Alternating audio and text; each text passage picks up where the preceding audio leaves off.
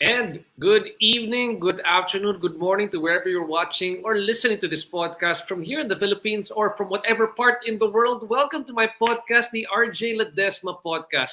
In my podcast, I like to interview the country's pioneering business personalities and trailblazing entrepreneurs to learn more about what they think about business. What are their success secrets? Can we replicate those success secrets in our own businesses? How have they innovated, pivoted, evolved their businesses during the time of the pandemic? But more importantly, what business opportunities do they see emerging in the new normal? Now, is there a business personality or entrepreneur that you would like me to interview here on the podcast? Please do let me know. I would love to learn from them as well. At the same time, just drop me a message. We are also available right now on Kumu, YouTube, and of course in CBRC TV. Now, tonight is a very special episode. A few weeks ago, we had the Ramon V. Del Rosario Ciclab Awards. This awards was jointly organized by the FINMA Group together with the De La Salle University, Ramon V. Del Rosario College of Business, and the Ciclab Awards aims to recognize youth entrepreneurs between the ages of 25 to 40 who demonstrate exceptional leadership in their respective fields through organizing and managing sustainable businesses, social enterprises, or self-initiated programs that uplift the lives of others. And tonight we've got one of the winners of the Ciclab Awards joining me here on the show. His name is Stephen Michael Cohen. He's truly a visionary entrepreneur who has been the co-founder and CEO not just of one entrepreneurial business, but of two businesses.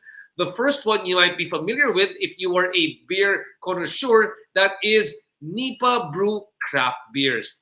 And the second one is Worth the Health Foods, or WTH Foods. Stephen's journey into the world of sustainable food innovation and craft brewing began with a shared passion for showcasing Filipino creativity and locally sourced ingredients. Very interested to find out more about the entrepreneurial journey of Stephen. Let's welcome him here to the show. Stephen, welcome to the RJ Ledesma Podcast. Thanks for joining us. Hi, RJ. I'm a big fan of yours, and thanks for having me. Yeah. Stephen, keep it very exciting for me over here. There you go. Sorry. Yep. Hi, Stephen. Can you hear me? Hi. Yes. Oh, I'm having a bit of a problem right now. I can't hear Stephen right now speaking with me. I need to check with my I'm checking right now with my producer. Can you hear me? If he can hear me. Yep, I can okay, hear you. I think it's actually on my end. Now, I'm going to start off right now. by asking first of all, Stephen, as I transfer where I'm speaking from, is that uh, in a nutshell, first of all, explain a bit more. If you're making a pitch about Nipa Brew Craft Beers, what is Nipa Brew Craft Beers all about? And I'll be moving it to another signal. So please go ahead. Hi, RJ. So my name is Steven. I'm co-founder of both Nipa Brew Craft Beers and Worth the Health Foods, which I'll explain in a while. So, Nipa Brew Craft Beer is one of the pioneering craft beer brands in the Philippines. We launched around 2015 when it was a wave of craft breweries, local craft breweries, craft beers that are launching, and Poblacion in Makati became our home. So we also have our tap room in we're here in Camagong in San Antonio, Makati, where we showcase our special beer creations. So how do we differentiate craft beer is by the quality, by the ingredients we use, and through our creativity. So we brew different styles of ales and lagers, from your wheat ale to blonde ale to dark ales, to IPAs, to India Pale Ales, and Scotch Heavy Ales. We have all of these wonderful recipes showcasing Filipino creativity. So we create craft beer for the Filipino palate. Um, when we started, the problem we saw, or what I really enjoyed, was the pub culture over in UK or in Europe, and I wanted to bring that back here to the Philippines. We were at that time, I think craft beer was not yet very big. So we have all of these big beer brands that we are very familiar with. But at the same time, we also saw that Filipinos were craving for something different, uh, to have more adventure. And that's how we started Nipa Brew. So with Nipa Brew, our tagline is actually brewed for adventure. Um, we want to take you to a world of flavors.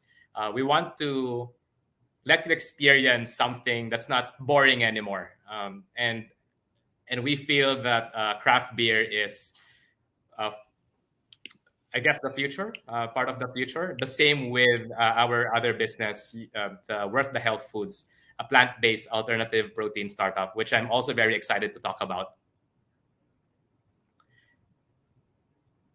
With, I just want to, I guess, to continue sharing the plant-based journey as well.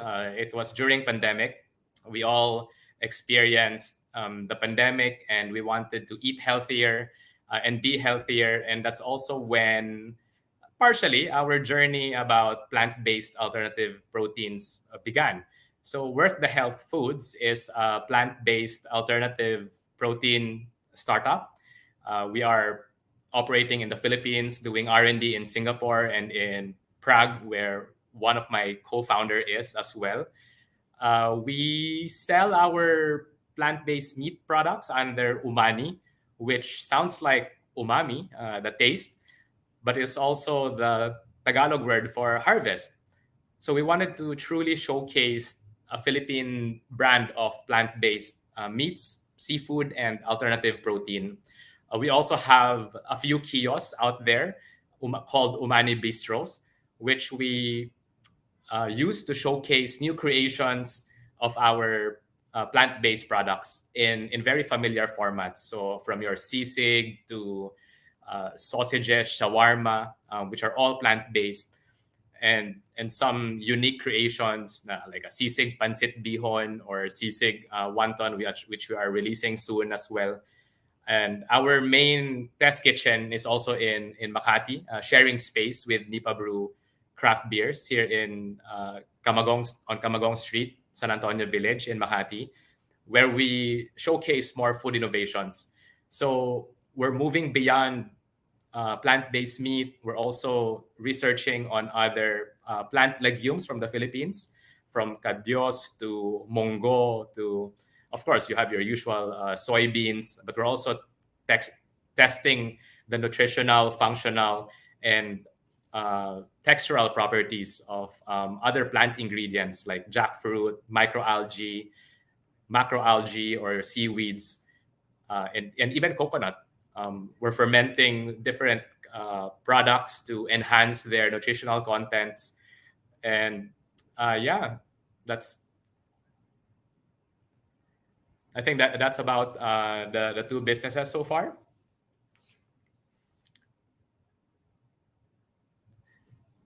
So with the plant based, so how the journey I guess began is I'm a science entrepreneur.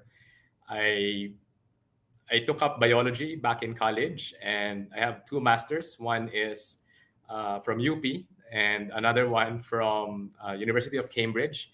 I was fortunate enough to get the Chevening scholarships 10 years ago, allowed me to study for a master's in bioscience enterprise in Cambridge. And with that, I saw that the Philippines was lagging in innovation. The only time that we were mentioned was the high incidence of dengue, and we're one of the 29 countries that cultivate genetically modified crops. And so it's a long-term dream for me to put the Philippines on the map of global innovation. And so far, we're getting recognition here and globally. The last one being the RVR Siklab Awards for Impact Entrepreneurs, which I'm very honored to have received. And that's how it began. When I came back 10 years ago from the UK, I saw the need for science-based entrepreneurship, and I felt that science is best expressed through food or agriculture, especially here in the Philippines, something that is very easy to explain to the younger generations, something that's easy to showcase. So it's through food. And so we started with something that I really enjoyed when I was studying in the UK, which is the pub culture. They have the pub culture not to get drunk, but to unleash their creativity. So, like Harry Potter was written in a pub, the DNA was discovered in a pub. So I wanted to bring that culture kind of back here in the Philippines, and through also showcase Filipino creativity through our flavors. Um, Ang galing mo naman. Ang dami mong... I love how you were able to weave the whole story over here, Stephen, without me being here. But thanks so much. It's really a great story. But before everything else, I want, before you get to more of the story, I know that you also won in the Ramon B. De Rosario Awards. Can you tell us a bit more about what the awards was all about, and why is it, why do you feel it was important for you to, because you have to apply for the award and you won it. What do you think it means for you as a company? First of all, really thankful for the RVR Siklab Awards to FINMA and De La Salle University for. I'm not sure who nominated me, but I was nominated, and then I applied, and I just wanted to showcase the impact that we have as a company, and as well it serves as a testament to our hard work, to our impact in the community, and so the recognition is as an added bonus. But what I'm very, I guess, looking forward to is the new network of friends and supporters that we got. And because of the RBR Awards, I'm also in your show, which I've been trying to get into. But I guess this is the way to get to RJ. So Great, yeah. very very thankful for the RVR Siklab Awards, which was just held last month. Yeah. That's right, last month. And now I want to go a step back a bit. I know that I'm sorry if the signal for mine disappeared a bit, no. But really, as I look at you, no, I'm not sure if you discussed it, but you said that you have a biology background from Ateneo and a technology degree, and on top of that one, that you had a science degree. That doesn't, parang for me, it doesn't speak much about the entrepreneurial mindset or background? Because sometimes you can be very academic. I hope you understand where I'm coming from. But academic and bookish don't usually translate to saying I want to strike it out on my own. So where did the sort of like the entrepreneurial spirit come for you? Was it because I'll make an assumption that you were a Filipino Chinese, so you come from a very entrepreneurial background, and that's where it came from? Yes, I think that's partly true. So the family is into business, but nothing to do with science or food. So, and it's my desire really to showcase Philippine innovation, I guess. And I saw it through entrepreneurship, where we could not only create impact for our consumers, especially now that we are in the plant-based segment, we are creating impact on health of our consumers, the health of our farmers, the environment, and even the animals. So I guess like it's a very it's a very exciting journey to be an impact entrepreneur and to be a science-based entrepreneur. So uh, yeah, I don't know what if I would do another career other than entrepreneurship, but it's been a fun journey. It's a crazy journey. It's very difficult, especially in this country where you don't get a lot of support for being innovative. Um, Mm-hmm. but yeah, we found a way to showcase it to the world. So we're getting recognition as well in the region, in Malaysia, in Singapore, and we're setting our sights to Europe as well to showcase Philippine innovation in Europe. Fantastic. I mean, you could be the next Don Papa Ram. Okay. In the vein of, and for those people who don't know, Don Papa Ram was actually developed here in the Philippines, but it was bought out by an international liquor company. Uh, but the question I have over here, also, Stephen, is that when you talk about your background, because I like it, you said that it makes you a bit different, is that the mindset of somebody who's an entrepreneur per se, meaning that he's trying to create a product by seeing the pain points. You're coming from a different perspective. And it's interesting because scientists like yourself come from a different perspective, because I've had people from Shell Live Wire developing technological based products coming from their knowledge. What what can you say makes it a bit different from you being an entrepreneur, a regular entrepreneur from a science or tech based entrepreneur? I know you're both solving pain points, but sort of like, how do you see the world differently? That's what I'm curious about. I would actually admit that I think we are at a disadvantage as a science entrepreneur because we love our solution, and sometimes the problem is not there. We love our solution so much. We've created so many food innovations in the lab, but the market is not ready. Although we understand that the market could be there 10 years from now, especially for these alternative proteins, as our demand for protein really increases. The world, from calculations, on paper, the world couldn't sustain that demand for protein using the traditional sources, which are animals and livestock. And as we know, parang livestock and the livestock industry is one of the heavy polluters in terms of greenhouse gas emissions, water usage. So there is a need to looking at this, no, coupled with climate change, there is a need to look for solutions. And one way, there's many ways. I'm not saying that plant-based alternative proteins are the main ones, but we are in food. We saw the solution, and we came up with plant-based alternatives, meat alternatives. And then when you the difficulty with a food business, you have to release it out there in the market. So after like months and even years of research on perfecting this plant-based Mhm. sausage or sisig, for example, and then you give it to the market, food. It's a very personal choice, and then the Filipino market would be like, we're okay with the real pork sisig. So we saw that problem in a big picture sense. We have the solution, and then the market doesn't respond. So that's also a very interesting, I guess, perspective for a food science entrepreneur. That it's product based. It's not really tech based.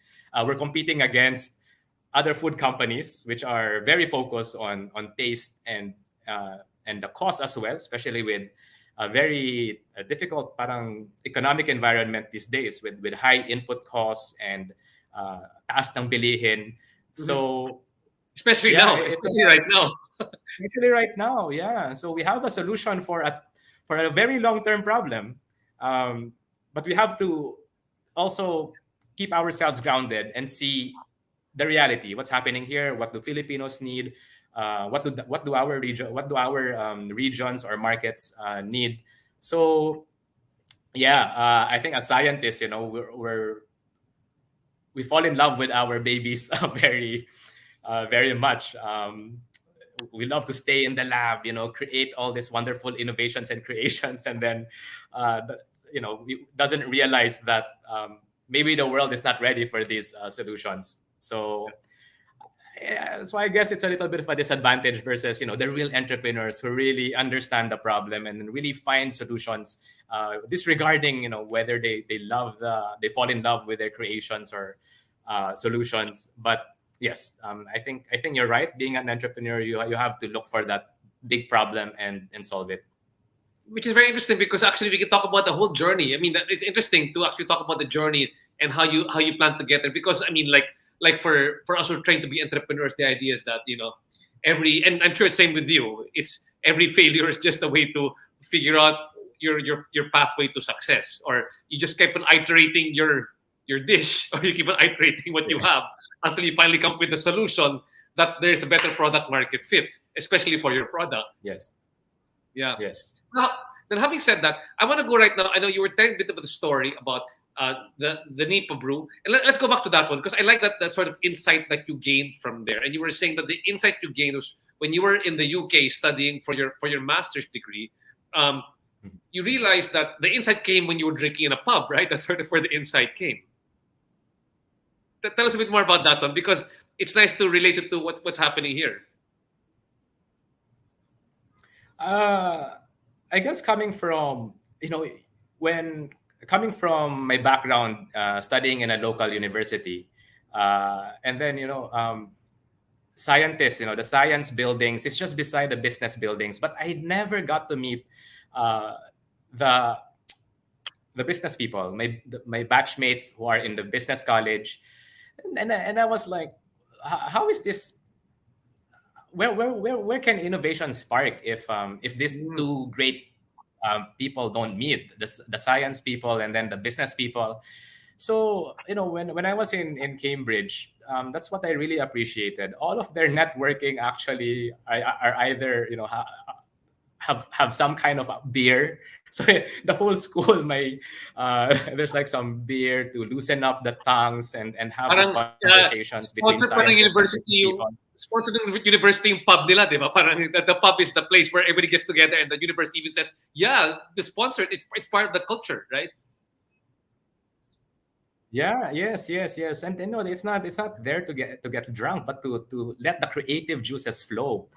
And so our tap room is also designed for that. To be a safe space where people who enjoy different flavored craft beers and our plant-based dishes come together and discuss big world problems, talk about solutions in a big picture sense. So I'm really happy with what we have at the moment and how I am sparking conversations and innovations as well with our food products. So yeah. Got that. So I want to find out. So after you had the idea, okay, I know that local beer might be something that's different, and I understand the pain point you were saying. Beer is nice for it's a nice conversation starter. What made you saying I'll make my own beer, and what would have been your different differential advantage to creating your own beer? At that point, I guess like me and my classmates or co-founders were spoilt for choice in the EU, in the UK. They have all sorts of beers, and then coming back here, yeah, you have your imported beer, and then you have your local big beers, or we call them the big beers. They're of course they're delicious. I'm not saying that the commercial beers locally from the Philippines are not. They're cheap and delicious. They get things done, ganyan. But I felt that as a young food entrepreneur at that time, more of like biotech, I wanted to understand the beauty of like the ingredients, the fermentation science, the different natural resources, natural ingredients that we have, and mix them all together and come up with different styles of craft beer to showcase to the Filipinos that, hey, there's more to beer than these big beers. And why don't you try to enjoy living life a little, be more adventurous, and try different flavors. And at that time, I think even until now, we're just following the trend that Filipinos being, I guess, economically more advanced now compared to maybe 20 years ago, they're also looking for choices and more food and more choices. And that's where the explosion of like, all these artisanal products come in as well. Diba? So from your artisanal liquors to artisanal craft beers to even food, so many different concepts of restaurants coming up. And I guess, and that's why I think Mercato is also a good parang breeding ground for all of this creativity and innovation. So, yeah. Well, Mercato is actually built to be a small food business incubator for businesses like Worth the Health or Umani, and of course people like Nipa Brew. Guys, magka-collab kami very soon. I'll let you know for those listening to the program. But then, so when you had the idea, one more question I had, the idea was literally fermenting in your head when you were in the UK. What made you come home? I mean, you were like you're saying you were spoiled for choice for beer, but you're also spoiled for choice for alternative employment, not in the Philippines. You could have chosen to work outside. What brought you back, and what are the opportunities that you saw here in the Philippines that said, okay, it's worth coming back to? Oh, this is a tough question because there is this nationalistic fervor pa rin, from Ateneo. It's it's I want to give back. I want to give back, and I felt that I could. I was very energetic. I was very young at that time. I wanted to give back, and through entrepreneurship, I felt that I could give back and to make an impact at that time. No, in back in the Philippines, more than the Philippines, I felt needed me more than the rest of the world, and it's part of that entrepreneurial journey that. Or at least like impact entrepreneurship, where you wanted to give back as well to the place where that took care of you anyway, or where you were born. So yes, at that time that was the mindset, to bring back learnings from abroad, from the UK, and then bringing it back to the Philippines. That has evolved a bit now that I want to showcase Philippine creativity and Philippine innovation to the world. So it's a very fun journey so far in this. The Jesuit is strong in you, huh? The Jesuit influence is strong in you. I can see that. Yeah. I can feel that. Really great. Really great to hear. Really great to hear. But the next question is, okay, you came back, but then now you have the idea, but then just like in any startup, how did you implement it? How did you find, I guess, first of all, the resources and the capital, and where did you get actually the materials to begin this? How did you start it off? Of course, I think like any, even if the family is into business, I was asked to bootstrap it myself for the first maybe few months. They were also thinking, no one knew what is craft beer. No one knows what is food innovations. What kind of business is that? So, and siguro as a fresh graduate as well, postgraduate student, they were like, "Are you serious about going entrepreneurship?" So yes, they did offer support after they realized that I was willing to be broke for a long time, in really bootstrapping. The first ventures, but at the middle of it, they provided some funding, allowed me to buy some tanks, some of my fermenting tanks. But for the most part, there's a huge bootstrap pa rin, for the first few years of Nipa Brew. And but that's when I got my customers excited, I got investors excited, and that's when funding came in, and it was also that journey that brought me to the plant-based alternative protein startup that we have right now. Interesting. So when you went back home, so it's a combination of bootstrap and of course funds from family and friends, which I understand, right? But then how did you actually put the resources together? I mean, because you had the skill set already, you were able to set up your own plant at the house at once. Is that what you did, or did you do some, like they say, did you do a minimum viable product, as they would put it in the startup world? How did you actually get the first batch of beer out?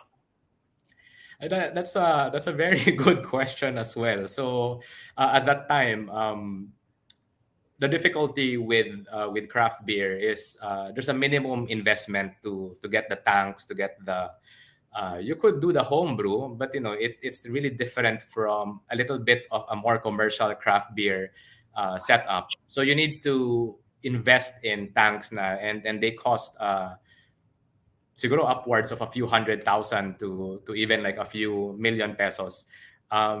That's, I guess, part of the risk that I had to take without really having a formal training of craft brewing, but just that passion and Wow, really impressive. wanting to Impressive. go. So YouTube and Google are very helpful in teaching me the first recipes of the beer making.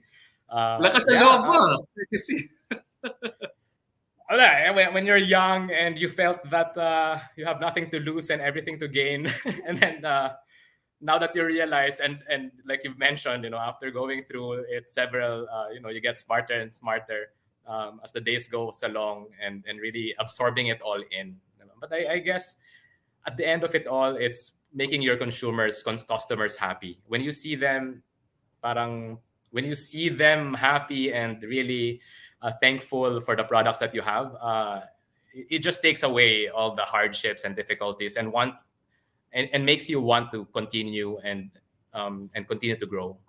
Wow. So the first batch, you had to invest in all those things first, the hundreds of thousands of the tax, before you actually produce your first batch. Is that right? Yeah, kasi I guess well, another interesting story is why did I choose beer as the first product?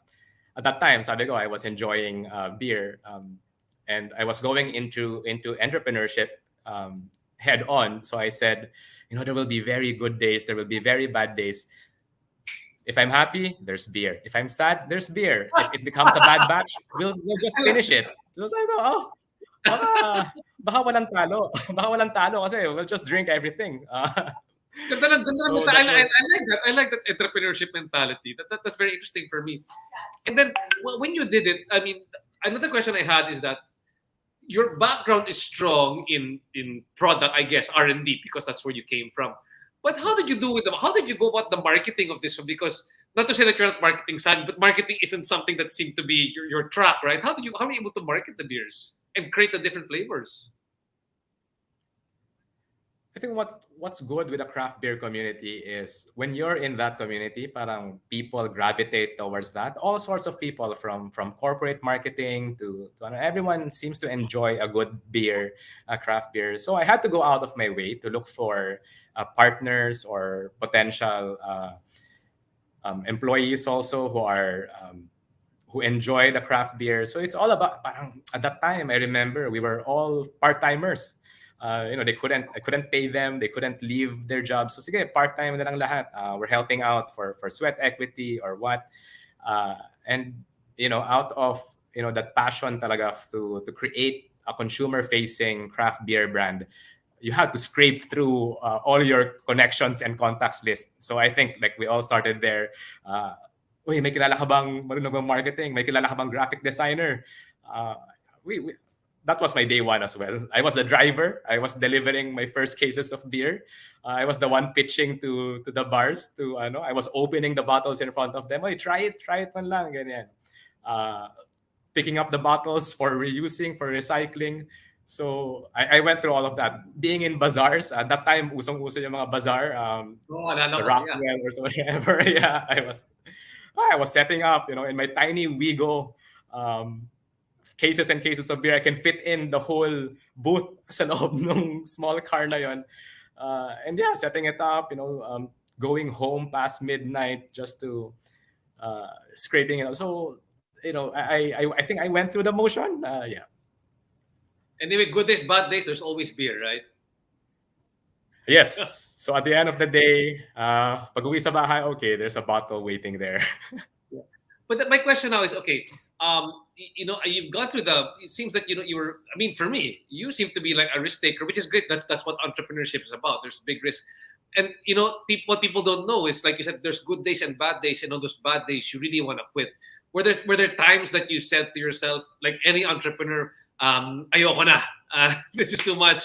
Let me just go back to the family business, or let me go back to the UK and find some work over there. Did you encounter those days?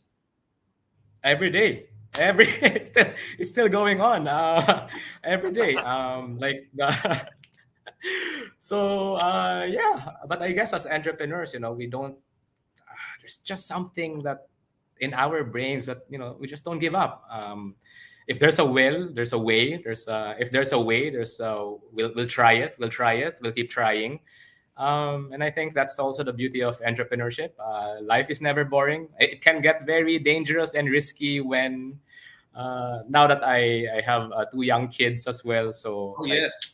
now, even naman yung considerations, how long can we keep doing this with our partners, with our co-founders as well. I know everyone around me is suffering with me, which is very, I guess, like it's also heavy on a burden on me to be supporting a lot of people around me. So it's not a very easy journey, and I always ask that every day. Kaya pa ba? Kaya pa ba? Yeah, it's a self awareness check. Yes, but just to let you know that that's what we all go through. So we're okay. I mean, this is what all entrepreneurs go through. People usually just see, and I have to say, like, people see your award for a $1 billion, sorry, but they don't see the sort of stress that entrepreneur goes through every day to Yeah. get there. Uh, and then eventually there comes also a point when you do business where you say, parang, oh my God, I made it, or at least, wow, it's gonna work, or I've reached some sort of personal milestone. When was that for you when you were doing Nipa? I guess when the products um, kind of maybe like detached from me. Initially, syempre, I'm the face of the company. I'm the one promoting it. Yeah, yeah. I know. What are you doing? You're Stephen from Nipa Brew, and then suddenly, parang Nipa Brew is becoming its own brand and name. And then when they met me, parang, oh, so what do you do? Oh, I'm with Nipa Brew. Oh, how long have you been? Oh, I'm the founder. What? So oh wow, that's a pleasant surprise na Nipa Brew before you know me already. So it's like a baby na parang, out there in the world, making a name for itself. It's also very fulfilling to have that experience. Yeah, really great story. I mean, like for me, I mean, if I may share, like with Mercato, it was at one point when people said, "Oh, I go to I mean, what do you do, RJ?" I put up Mercato. Oh, you put up Mercato? I eat there. It's a great feeling to know that you're not. People don't go there because of who you are. People go Yeah. there because they enjoy the product or service that you're offering, right? Yeah, when you have strangers paying for the and not just your family and friends buying your products. It's for real na. Totoo na yan. Di ba? Negosyo na to. Wait, I want to show them right now. Ivan, let's show it right now. For those who are interested to get some Nipa Brew, no, let's just show the website of Nipa Brew. That's nipabrew.com, if I'm correct. Where is it available here right now? So we mostly do B2B for Nipa Brew. We sell in bars, we sell to hotels. We also do events. So if you have corporate events like Oktoberfest or weddings or even beer appreciation, we have mobile bars, we have mobile pubs that we can send to your event with a tap system and the kegs, and you could pour fresh beer on tap. In your event, right? At your event, whether that's in a beach or in an events place. But you could also visit our tap room. It's in Camagong Street in San Antonio, Makati. And yeah, you could get fresh beers on tap. So we also do bottles. We can customize our labels to, if you have like a celebration, a despedida, or a birthday, you could order parang customized labels as well. Um, Yeah. Besides, of Wow. course, the great tasting craft beer. Yeah, if you're a bar as well, you could ask us to contract brew for you. We could create that flavor for you, and then a special flavor for you for your own bar, for your own business. So that's where Nipa Brew is. Wow. And the interesting thing is, how also did you come up with the flavors for Nipa Brew? So we have to. I don't like to say any big beer brand names. But syempre, yun yung kinagisnan ng mga Pinoy eh. I grew up drinking. Our parents grew up drinking the commercial beers. So we have to kind of be similar to them, but also different. So that's a very tricky, I guess, formulation or creativity where we have to play in the middle of familiar beer flavors. So I see. we have to design it for Filipinos as well, who likes something sweeter, something fruitier, compared to very dry, very bitter. So that's where Nipa Brew is. We are in the until now we consider ourselves as like parang entry level craft beer. I see. You're not we are trying to transition a generation from drinking just the regular big beers to the craft beers. So we are that entry level midpoint. And having said that, no, I often ask people here, what's the secret sauce? What makes the beer, I guess, what makes Nipa Craft Brew a bit different from the other craft brews that are out there? Is there something distinguishable? Is there a sustainable competitive advantage at what you guys do? Especially for you, given you've got the sort of background in science. Yeah, the Pasig River water. Nah, joke. That's my usual joke. No, we don't. Of course, we don't know. So the beauty of beer, it's actually just four basic ingredients: your malt, your hops, your yeast, and water, which is 90% of beer. So we really have to take care of the water. But these different combinations of quality ingredients become the flavor of the quality flavor as well. And of course, a big creative part would be from the brewer, from our brewer. So I'm also thankful for my partner who's a chemistry professor, and who has a PhD in brewing.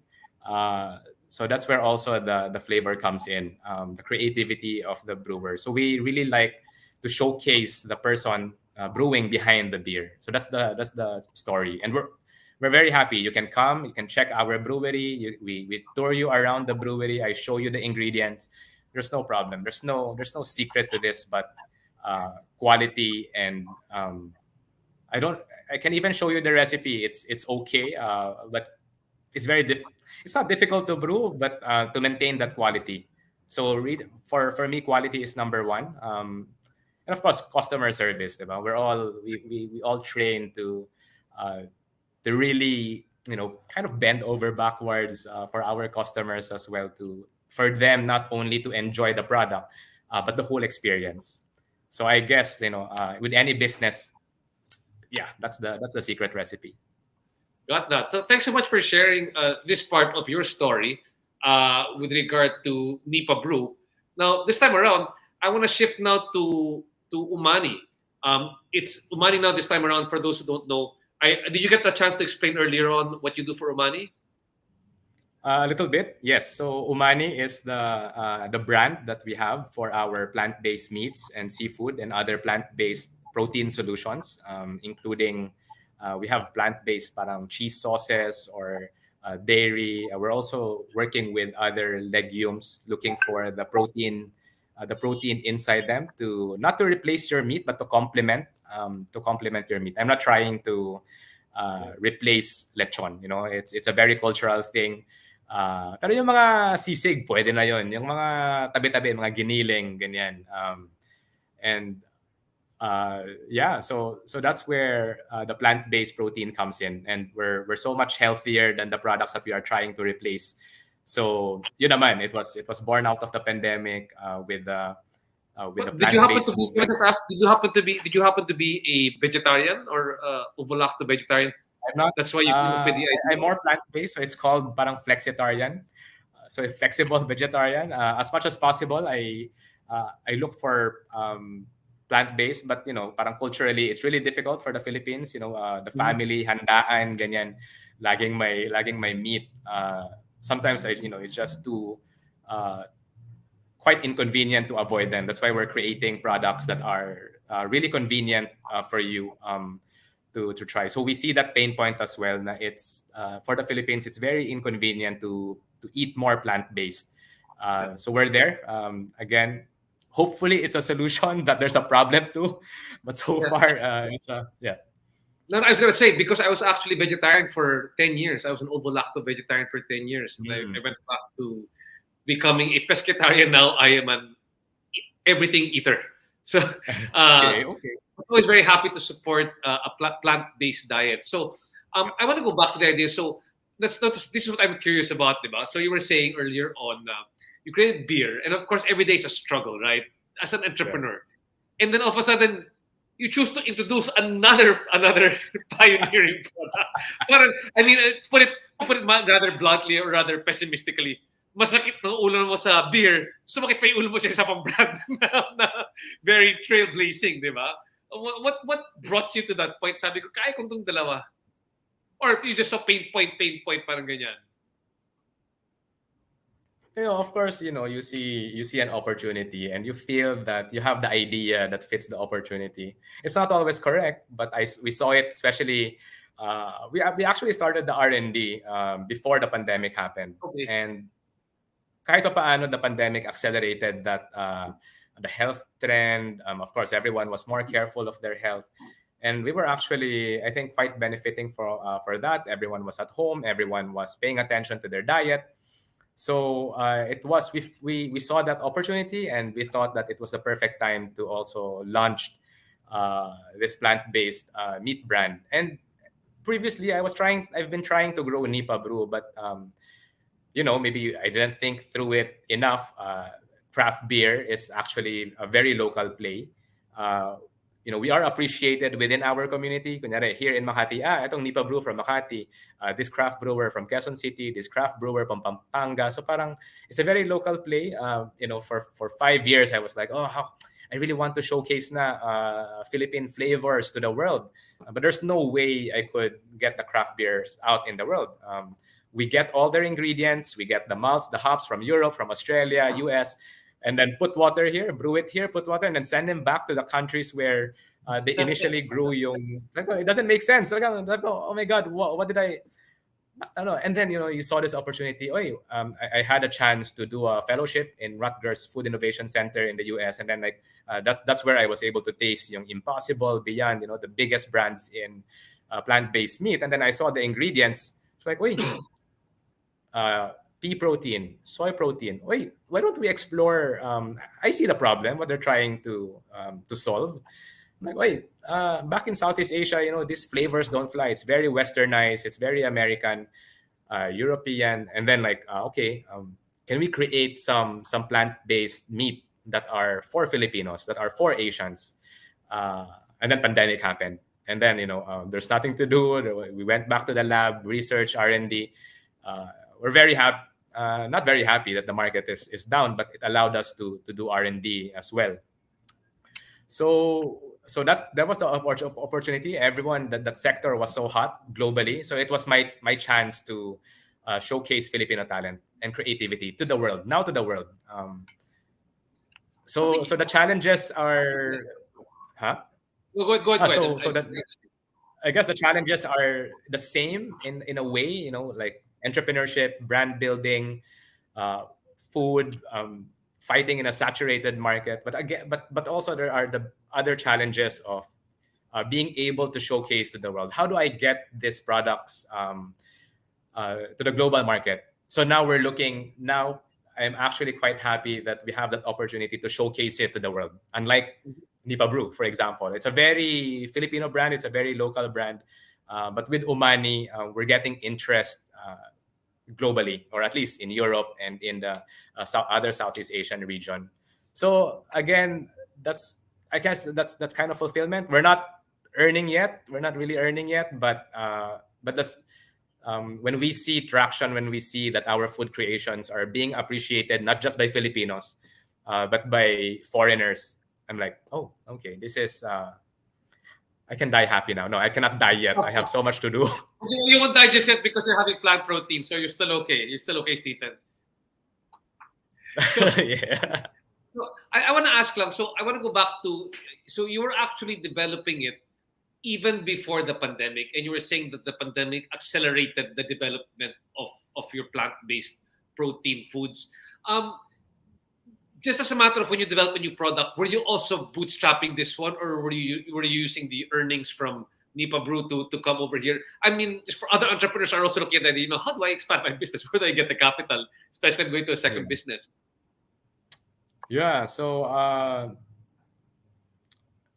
initially, that was that to do the initial uh, R&D. I kept my salary low. I was getting the earnings from Nipa Brew, and doing this R&D, which I felt has a more global potential.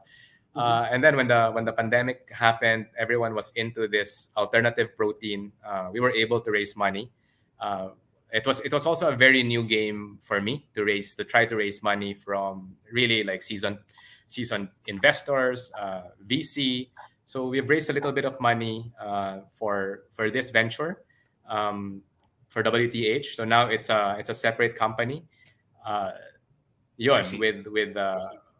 so I'm really more focused on trying to grow this Umani Worth the Health Foods brand. Got that. Now, for the first pain point that you solved, right? So there are you go, okay, I can do plant-based protein products. And of course, that market is saturated by big players as well, no? What exactly made your product a bit more differentiated from what's in the market here right now? As our company name implies, we're really focused on the health part. Although it's very difficult to market health, it's a food. Kasi people would think like, oh, healthy, hindi masarap yan. Gawa sa halaman, Oh, hindi masarap. So, uh, but that's our we focus on that. 6 out of 10 causes of deaths are actually nutrition related. Despite of COVID, our top killers in the Philippines are still your cardiovascular diseases, cancers, and diabetes. And most of these things can be linked to how bad our diet is right now. So that's what I wanted to solve, to try to help Filipinos to eat better and to showcase what we have in the countryside, and the plant proteins that I guess we've forgotten. There's a lot of underutilized crops, and also adding value to our farmers. So even with Mongo, we can add value to that, making it into a plant-based meat product, um, and adding value to everyone, who from the farmers to the environment, and especially to the consumers. So yeah, I am more excited. I mean, like, craft beer, of course, makes you happy, but at least with our plant-based meat, it makes you healthy. great. So there's beer that makes you both happy and healthy at the same time, no? Yeah. When people ask me, is craft beer healthy? Sabi ko, oh, diba when you're happy, you're healthy. I like that answer. That's a nice, politically correct answer about craft beer. But Stephen, so for example, in the midst, I can see now Umani's the challenge here is to make sure that it's healthy, but it tastes good, right? Kaya umani siya, right? Like it's a play on the word umami, right? So, in particular, you were developing the product in the midst of the pandemic. I'm just curious, if you go back there, you had the products in the house, you were doing R&D there. How did you get actually market tested during the time? Yeah, so wala, we have to rely on deliveries, on sending it out to our consumers. So medyo na battle harden na rin our food, no? Parang it was designed to be delivered. It can survive food deliveries, which was a good training as well. So yeah, hindi lang kami yung nasarapan, but also the people outside, where all the food deliveries were happening. So we were one of those as well, delivering food. But now it's so much easier. We're able to pitch it to chefs, to restaurants, and get instant feedback as well. Yeah. Oh, interesting. Can we just show a picture right now, Ivan, of the Umani website? I'm gonna check out the different food that they have here right now. So the different plant-based food products which they have, no. And so for this one, full of good and full of flavor. When you develop your products, I understand that you guys can work towards the the protein-based product, but the second portion of it all, where you might need to help with the expertise, is the flavor. How did you guys develop the man to make sure that it meets the flavor aspect of the product? Did you bring in a food scientist? Did you bring in a chef to help you out with those aspects? Yeah, yes. So we have food scientists, we have food techs, and we also have chefs inside the team. Um, so we are now a full-fledged food company as well. We also have like nutritionists who will compute the nutritional value. Um, so yes, it's a chef-led it's a chef-led product, plant-based, center of plate, protein food experience. It seems to me that you've branched out to so many different products. But how did you start off with the first protein product that you thought would sell? Because I assume it's quite a challenge to also sell the first one. What is the first one, and how did you branch out into the different stockkeeping units, SKUs, different products that you created from meat? I guess every plant-based meat brand starts with the mince, with the ground, parang giniling ground meat. That's the easiest to do, with like soy protein, and like we enhance it with our mung beans or jackfruit fibers.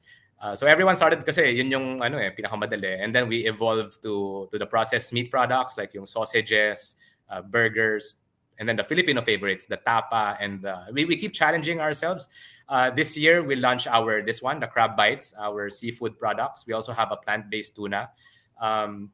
Yeah, but we're also exploring other products from your cream cheese to sauces to other snack, even some snack items, and we're working with different local ingredients pa. So from coconut ganyan, just to really offer a wide array of how you can consume the protein of the plant protein. So even desserts, we're exploring the. So I think that's the fun thing. It's kind of more complicated than the beer, which is just using the same tanks. With this one, we're using different machines, equipment to come up with different textures and formats as well. So it's exciting. Again, I've fallen in love with the solution. Now I'm finding the problem. And that's one thing I want to ask before we start wrapping things up. You said that the thing right now is it's a learning process for you to start solution and then problem, fix a problem. That's a bit more of how I guess when you entered into the plant-based proteins. What was one of the things where solution came first, and then eventually you had to, turn things around where you had to make it a problem that you had to solve first? So we know the big picture problem, the health problem, the sustainability problem, and then the welfare, animal welfare problem. And these are really legitimate problems across the world. They're more, I guess, recognized in the West, in Northern Europe, in Western Europe, in North America, and less so in Southeast Asia. So how do we get around this like parang cultural mindset that Southeast Asians do not appreciate sustainability as much as the European counterparts? So we're trying to this solution.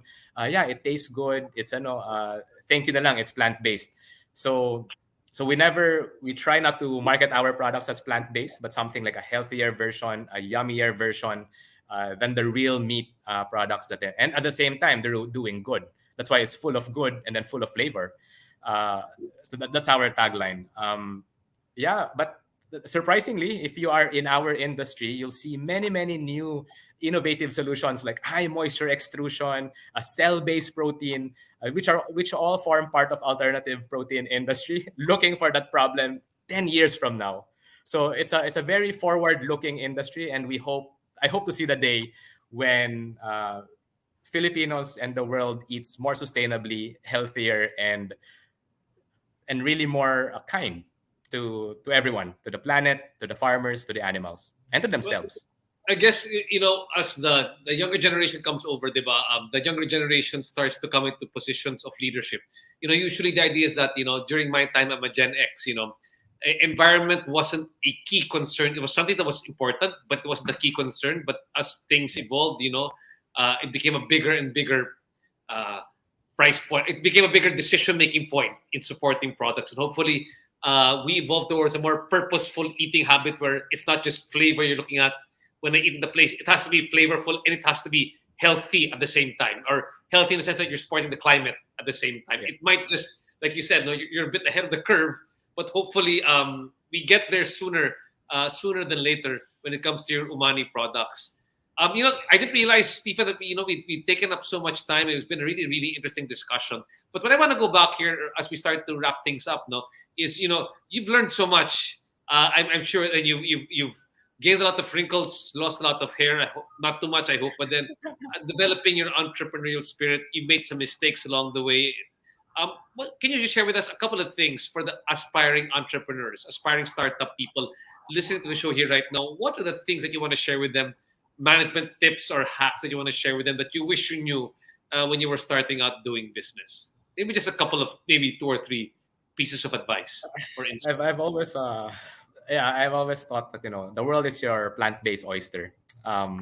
It's there's so many people that are willing to help fellow entrepreneurs. You'll be surprised at how many entrepreneurs are more willing to help than try to be secretive and confidential. It's the same for me, for myself. I'm sure, like even RJ, who's like putting up food incubators. The same with us. We open our facilities to food entrepreneurs as well, who wants to collaborate, who wants to work on food solutions. Yeah, seek and you shall receive, and I think that's very true. That's something I think we all have to learn. We don't learn it in school to share notes, but you realize as an entrepreneur, we don't know everything, and sharing notes is a given for any entrepreneur. And in my journey, I've seen more helpful people than people who don't want to help. It's a beautiful thing as well to get to entrepreneurship, and you do see the beauty of humanity helping each other out. So I think that's the beauty of the entrepreneurial community as well. If you're a true entrepreneur, you're more willing to help, you're more willing to share than what you want to get back. And I think that's true for a majority of entrepreneurs. So ask around, get feedback, get your mentors. It's you have, I think, your biggest enemy, your biggest is yourself. Preventing yourself from going out there, from thinking out of the box. It's your fear. It's your fear, and that's what you have to overcome. Firstly. Got that. Actually, speaking of entrepreneurs and entrepreneurship, I've got here listening to you here right now, Eric Darrell Lim here in the comment box. I want to highlight Eric's comment. Eric Darrell Lim recently says, "Congrats, Stephen Michael Ko." I'm not sure if you know. Do you know Eric? Yes, Eric, of course. Great. Okay. I let don't. me just say who Eric is. Eric just recently won also in the Young Market Masters Awards for entrepreneurial marketing. Congrats for his also, product, Eric. AutoKid. He's also a graduate of a Masters of Entrepreneurship at the Ateneo Graduate School of Business. He was actually an ambassador because of his great grades. He's an ambassador for the Ateneo Graduate School. Thanks so much, Eric, for listening in. I'll probably have you, Eric, very soon on your next the next podcast. Would love to hear also your own story. So, like you said, you're right. People like Eric listening over here and Stephen, there are a lot of you out there who are willing to share your expertise. Thanks so much for sharing your story. Again, for those who want to find out more about Nipa Brew, you can go to their website. That's nipabrew.com. Is that right, Stephen? Yes, nipabrew.com and eatumani.com. Eatumani.com. Again, thanks so much for your time, Stephen. And thanks again to the people from the Ramon V. Del Rosario Club Awards for allowing me to feature Stephen Ko of Worth the Health, WTH Foods, and of course, Nipa Brew. Guys, thanks so much for listening to the RJ Ledesma podcast. We will see you in the next podcast. Okay, guys, thanks so much. Stephen, stay around. We'll talk after this. Thanks, guys.